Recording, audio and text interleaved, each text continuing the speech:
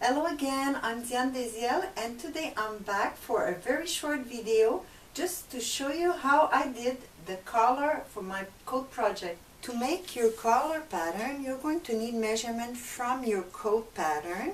You're going to measure the neckline from the shoulder point to the center front, so before the extension, but on the seam line. So inside line you measure. Just as a reference, I got 13.4 in the front. Same thing in the back, from the shoulder to the center back, the inside line or the seam line. As a reference also, I got 9 centimeters. Now to do your pattern, take another piece of paper, start by tracing a line on one side. That's going to be your center back. Then on one side, you're going to square a line. And starting at the center back, you're going to place your back neck measurement. And that's going to give me my shoulder notch. From there, you're going to measure your front neck measurement and place a reference. Since the collar we're doing is a closed shirt collar, we're going to drop that point by 1 centimeter. Then to connect the new point to the shoulder level, I suggest you just go pretty much in the middle of the line and start tracing for a little while, and then move your ruler so you could connect with the shoulder point. Now for the coat, my collar is much wider than a normal shirt collar. I did it 11 centimeters, so I'm going to measure my 11 centimeter and trace the top part of the collar square from center back. Now what you have left to do is to design the shape that you want in the front, and usually that shape is starting at center front and finishing before the shoulder area. You could just go ahead and trace a shape. We will verify and check to see if it's the right style you want before doing the pattern piece. Now that it's done, you could cut it all around. So let's look at the style now. So you're going to fold your pattern.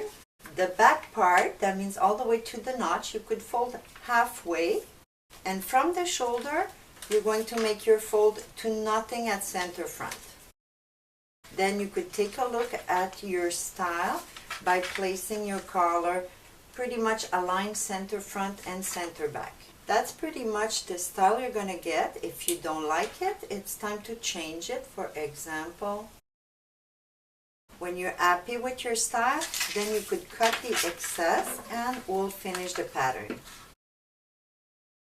Now if you did watch my shirt collar video, you might have noticed that in the back part I do 2 slash and open the back part, so the fall of the collar is going to cover the neckline. For this one also, I'm going to slash 2 areas on my back collar.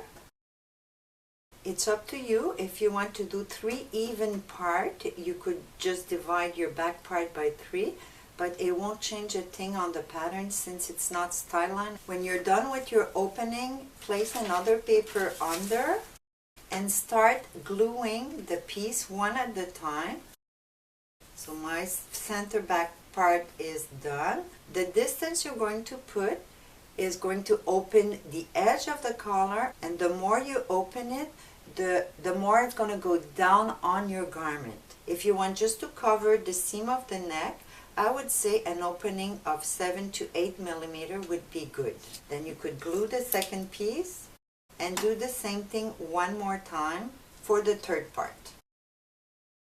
Now the plan is finished. We're going to make it our pattern piece for the under collar. So you're going to trace your seam allowance 1 centimeter all around.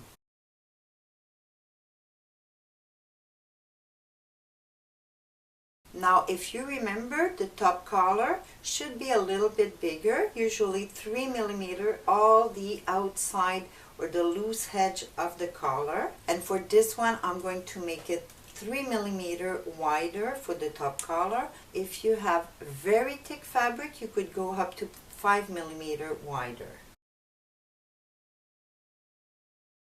The little measurement we're adding is going to be all around, like I said, to nothing at the seam line of the neck point at center front. Now when this is done, you're going to take another fold paper and place it under, starting right at the center back, so before the seam allowance. Folding my paper and I place it right there. Then I suggest you pin your paper together so nothing moves, and we could cut all around. Now before to separate your paper, you're going to do your shoulder notch, remove the pin, and also separate your paper and remove the 3 mm for the under collar piece. Now let's put the information on the pattern piece. For the top collar, we're going to place the grain line parallel to the fold, and this piece is going to be cut one time in self fabric and one time in fusing. The information that you're missing is simply the notch on top and at the bottom of the fold or center back. Now for the under collar, you're going to place your grain line at 45 degrees. We cut it on bias, and to do it and to get the 45 degree, just make a little square at one of the corner of the center back. So this time here a 2 cm square, and you just connect both corners.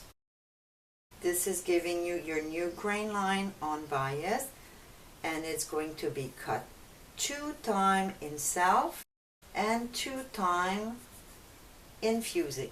The last little thing to do to your under collar, because it's on bias, it will be very easy to stretch it out a little bit to fit the top collar. Of course, the bias will fall very nice under. And also because of the bias, I did remove a 3 mm to the length on the back to make it roll better. 3 mm parallel on center back seam allowance. I'm going to cut it out and still sew at 1 cm. Et voila, your collar for your coat project is done. That's it for today. I hope you enjoy. Thanks for watching, and I see you next time.